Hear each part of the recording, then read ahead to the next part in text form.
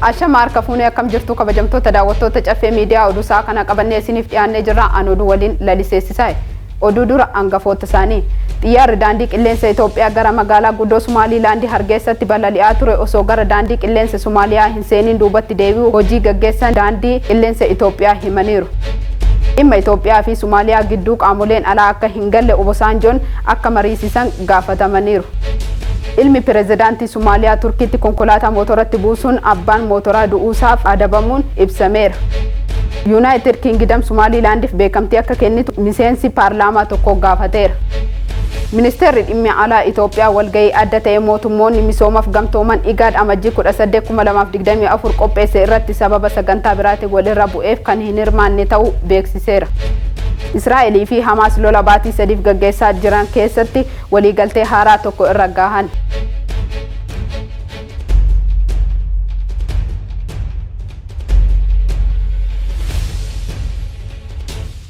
Oduu tokkoon Waldaan dargaggoota caffee hojii gamtaa waliigalaa yaa'ii tokkoffaa fi sagantaa baniinsa damee 34ffaa isaa bakka miseensonni waldichaa fi aangoowwan mootummaa argamanitti magaalaa Dirree Dhawaatti gaggeesse. Gabaasa dabalataatiif lammii Mangistuu akka ta'anitti dhiyeessa. Waldaan dargaggoota caffee hojii gamtaa waliigalaa yaa'ii tokkoffaa fi sagantaa baniinsa damee 34ffaa isaa bakka miseensonnii fi aangawoonni mootummaa argamanitti magaalaa Dirree Dhawaatti gaggeesse. Yaa'icha irrattis hojiiwwan hanga ammatti hojjetaman hirmaattota yaa'ichaatiif kan dhiyaate yoo ta'u, hirmaattonnis hojiiwwan hojjetamanis ta'ee hojjetamaa jiran akkasumas adeemsa kutannoo hojii waldaan dargaggoota caffee itti deemaa jiru hedduu kan nama gammachiisudha jechuun dinqisiifataniiru. Magaalaan Dirree Dhawaa fi naannoon ishee bakka giddugala diinagdeeti waan ta'eef waldaan dargaggoota caffee hojii gamtaa waliigalaa damee isaa asitti banachuun miseensota naannoo kana jiraniif carraa gaarii akka ta'es hirmaattonni walga'ichaa yaada isaanii kennaniiru. Hojjettoonni daandii baaburaa Itiyoo Jibuutii damee Dirree Dhawaa irraa hojjetan miseensota waldaa dargaggoota caffee hojii gamtaa waliigalaa kan ta'anis walga'icha irratti argamuun yaada kennaniin waldaan keenya hojiiwwan daldala ala ba'uu fi gara biyya keessa seenu import and export hojjechuu akka qabu yaada kan kaasan yoo ta'u, waldaanis akka galteetti fudhachuun kan irratti hojjetu ta'uu pirezidaantiin waldaa dargaggoota caffee hojii gamtaa waliigalaa obbo Sanyii Ida'uu ibsaniiru. Hojjettoota daandii baaburaa Itiyoo Jibuutiitianii fi obboleessi kiyya asumaan maal rekomendi gochuu barbaadna nuti akka hojjetaa daandii baaburaa Itoophiyaa taanetti mana baaburaa afur ni qabnaa akka waldaatti gara fuulduraa baabura deemullee akka qabaannu abdiin qaba. Asumaan gara fuulduraa importii fi ekspoortii illee rekomendi akka isin godhuu nan barbaada. Wantoonni ekspoortii ta'an baay'ee jiru, importii illee kan goonu ni jiraatu. Qaamota biyya keessaa achirratti hirmaatan argaa jirra. Isaan keessa hirmaataa waan hin jirreef asiin qaawwanatti mul'ate isinitti mun fedha.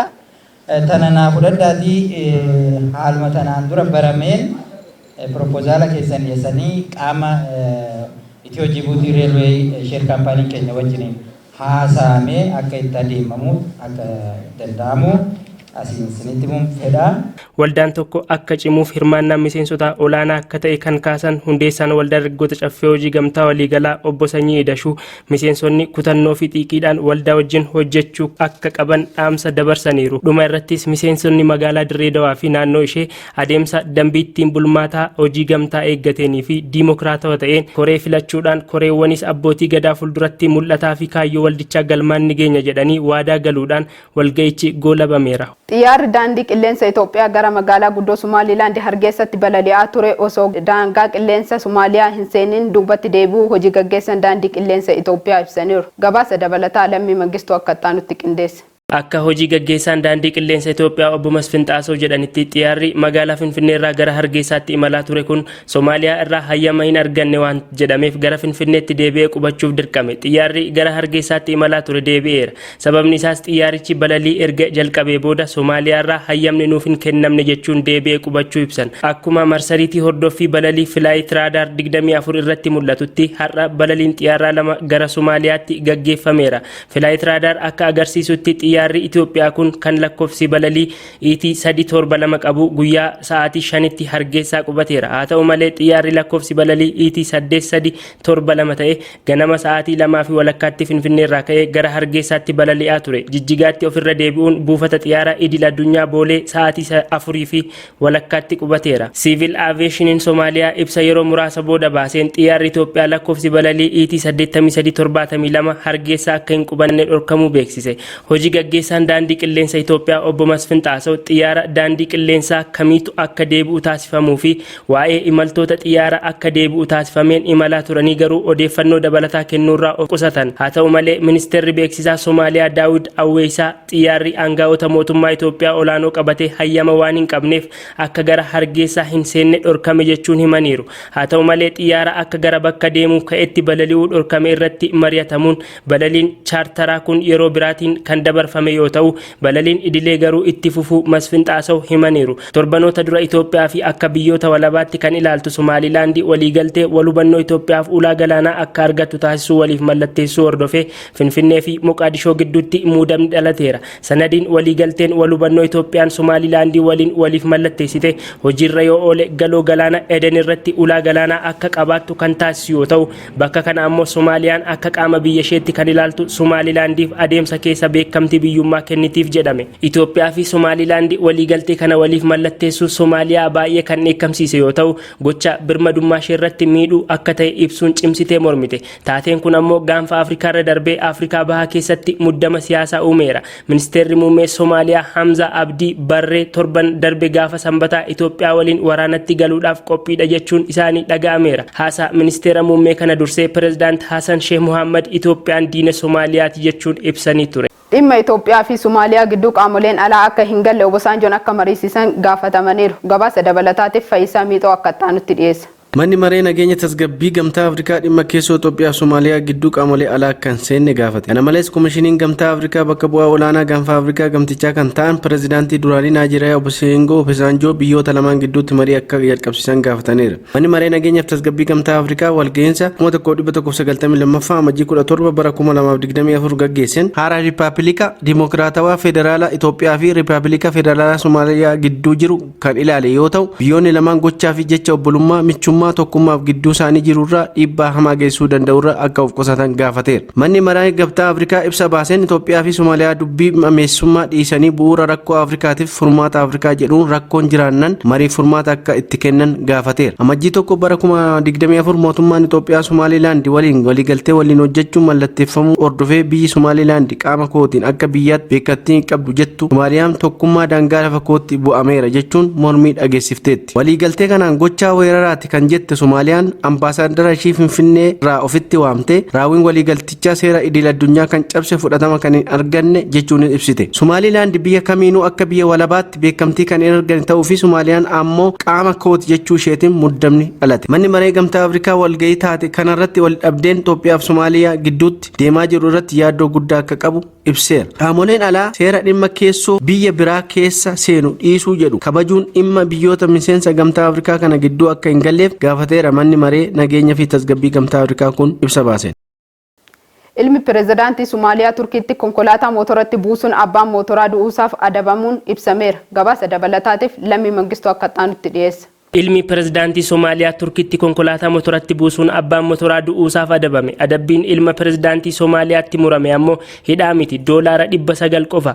Manni murtii Istaanbul kibxata amajjii 16 Muhammad Hassan Sheikh Mohamud maalna dhibdeedhaan nama ajjeesuusaa itti mure. Konkolaataan inni konkolaachisaa ture ji'a sadaasaa keessa nama Yunus Imree jedhamu kan mootoraan deemaa turetti bu'uun Yunus hospitaala erga seenee booda du'e. Yeroo poolisiin ilma pirezidaantii Somaaliyaa arguu hin dandeenye jechuun akka miliqe ibsee ture. Yeroo sana Muhammad Hassan Sheikh Mohamud Turkii keessaa bahee ture. Adabbii doolaara 900tti murtaa'e kana lammiileen Turkii qoosaa jechuun haqni namichaa du'ee jallateera jechuun komii kaasu. Ilmi pirezidaantii Somaaliyaa baqatee Turkii bahuu hordofee poolisiin Turkii bakka argametti qabamee akka dhiyaatu ajaja idil addunyaa erga baaste booda Muhammad deebi'e. Manni murtii adabbii waggaa 2 walakkaa erga itti murteessee booda dhaaddacha irratti gocha isaatti gaabbuu waan ibsateef adabbii maallaqaatti jijjiirameef akkasumas ji'a 6 jahaaf akka hin konkolaachifne manni murtii qoqqobbiirra kaa'eera. Qorattoonni yakkaa waggaa jahaaf akka inni hidhamu falmanis manni murtii garuu yaada isaanii hin fudhanne. Murtee manni murtichaa kennetti kan hin gammanne baay'eedha. Lubbuun namichaa motoraan deemaa ture suni $900 miti. Kuni amma haqa jedhamaa jedha. Pirezidaantiin mirgoota waldaa namoota motoraan ergaa deddeebisanii Meesut Seechi ji'a darbe kaantibaan magaalaa Istaanbul Ekraam Imaamoglu viidiyoo yeroo ilmi pirezidaantii Somaaliyaa nama motoraan deemu rukutu miidiyaa hawaasaa Tiwiitarii irratti qoodanii turan. Viidiyichatti konkolaataan ilmi pirezidaantii Somaaliyaa hoofu yeroo motora daandii konkolaattonni hedduutti baay'atan irratti rukutu ni agarsiisa. Motora gubbaa kan ture namni ganna 38 Yunus Imree hospitaala geeffamus guyyaa 6 booda du'e. Turkii fi Somaaliyaan walitti dhufeenya dippiloomaasii cimaa qabu. Turkiin deeggarsa leenjii loltummaa bu'uuraalee misoomaa fi kan namoomaa hedduu Somaaliyaaf taasifti. United Kingdom Somalilandiif beekamtee akka kennitu miseensi paarlaamaa tokko gaafateera. Gabaasa dabalataatiif Faayisaa Miixoo akka ta'an qindeesse. Miseensi paarlaamaa United Kingdom Alexander Stafford jedhamu Itoophiyaa hordofuun United Kingdom Somalilandiif beekamtee akka kennitu gaafate. Waliigalteen tibbana Itoophiyaa fi Somaliland gidduutti mallattaa'e Somaliland akka biyya of dandeessetti beekamtii naannichaaf idil-addunyaa akka argattuuf carraa baneera. Kunis gaanfa Afrikaa galaana diimaa fi galoo galaana hedan keessatti nageenya buusuu danda'a. Somalilandiif beekamtii kennuun haleellaa loltoonni Huutuu daldala idil-addunyaa galaana diimaa irratti banan qolachuun miseensichi eereera. Muummicha ministeeraa United Kingdom Riishi Sunak gaafii miseensicha kaase. Kanaaf yeroo deebii kennetti ministeerri dhimma alaa waayillan naannicha keessa jiran waliin mari'achaa jiraachuu ibseera. Ministeerri dhimma alaa haala dhaabbata ta'een waayillan Afrikaa keessa jiran waliin mari'achaa jira. Nuti naannichatti badhaadhinniif nageenya akka dhufu barbaanna ministeerichatu jedhe. Kaataa waliigaltee walhubannaa Itoophiyaa fi Somaalilaandii gidduutti mallatteeffameen Itoophiyaan Somaalilaandiif akka biyya of dandeessitti beekamtii kan kennitu yoo ta'u Somaalilaandiin immoo Itoophiyaadhaaf kiraa ulaa galaanaa kan buufata doonii fi waraana bishaanirraa akka ijaarrattuuf ulaa galaana kan kennitu ta'uu ni beekama. Soomaaliyaan waliigaltee mallattaa'een kun tokkummaa fi birmadummaa Soomaaliyaa irratti dhiibbaa kan qabu waan ta'eef fudhatama hin qabu jetteerti. Haa ta'u malee mootummaan Itoophiyaa dhimma beekamtii kennuu irratti gadi fageenyaan kan xiinxalu ta'uu ibsa baaseen hubachiiseera. Israa'elii fi Hamaas lola baatii 3 gaggeessaa jiran keessatti waliigaltee haaraa tokko irra ga'an. Gabaasa dabalataatiif lammii Mangistuu akka ta'anutti qindeessa. Hamas guyyaa jalqabaa haleellaa banee lammiilee Israa'el 1,400 ol ajjeese 240 ol butee fudhatee akka ture ni yaadatama. Hamas lammiilee bute kana mariif haala ittiin mijeeffachaa jira. Booji'amtoonni kunneen lammiilee Israa'el qofa miti. Warra booji'aman keessaa Hamas muraasa waliigaltee dhukaasa namoomaaf jecha dhaabuu guyyoota 7 hojiirra ooleen gadhiiseera. Kaawwan ajjeeseera. Gariin harkumaa qaba. Israa'el booji'amtoota ishii keessaa namoota 17 haleellaa qilleensaa osuma harka Hamas jiranii ajjeefte jechuun dubbiin himaan Hamas jalqaba waraana kana irratti ibsee ture. Garuu ammoo qaama walabaan hin mirkanoofne. Maatiin namootni jalaa booji'aman immoo mootummaan Israa'el lubbuu isaaniif eeggannoo akka godhu kadhachaa turan. Dabalataan namoota amma harka Hamas jiran jedhamanii amanaman dhibbatti tilmaamamaniif qorichi akka ergamuuf kadhachaa turaniiru. Qaataar har'a Israa'elii fi Hamas namoota booji'aman kan dhibbatti tilmaamaman Gaazaa keessa jiraniif qorichi akka dhaqqabuuf waliigaltee irra ga'aniiru jechuun ibsite. Qaataar akka jettetti waliigaltee jara lamaanii lammiilee Paalestaan kan Gaazaa keessatti gargaarsa namoomaa barbaadanii fi akkasumas booji'amtoota harka Hamas jiraniif illee walqixa akka tajaajilu waliigallee irra jette. Ministeerri dhimma alaa Qaataar ibsa karaa Tiwiitara isaaniif akka jedhanitti Paalestaayinotaaf gargaarsa namoomaa booji'amtootaaf immoo daawwaan akka dhaqqabu waliigalan. Ministeerri qorichaa fi gargaarsi jedhame sun har'a Doohaa irraa gara Misiritti akka geeffamu ibsaniiru. Waltajjiin maatii booji'amtootaa fi Misineeq akka ibsetti namoota booji'aman keessaa 1/3 dhukkubsattoota waan ta'aniif qoricha barbaadu. Dhukaasa dhaabuun guyyoota 6 Qaataar giddugaleessa godhatee adoolessa darbe erga xumurame booda Israa'el haleellaa Gaazaa irratti cimsiteetti. Akka ministeerri fayyaa Gaazaa Hamasiin durfamu jedhutti lakkoofsi lammiilee Filisxeemotaa haleellaa Israa'eliin ajjeefamanii amma 24,000 ol ta'eera. Isaan keessaa daa'imman homaa hin beekne 10,000 yoo ta'an dubartoonni, maanguddoonni fi hojjettoonni gargaarsaa laayyoo hin taanes namoota haleellaa Hamasiin ajjeefaman keessatti argamu jechuun Almonitor gabaasa. Kabajamtoota daawwattoota keenya oduun yeroo kanaaf qabannee dhiyaanne kana fakkaata ture. Hanga dhumaatti nu faana turuu keessaniif guddaa galatoomaa jechaa qophiilee caffee miidiyaa afaan waliin turtii gaarii.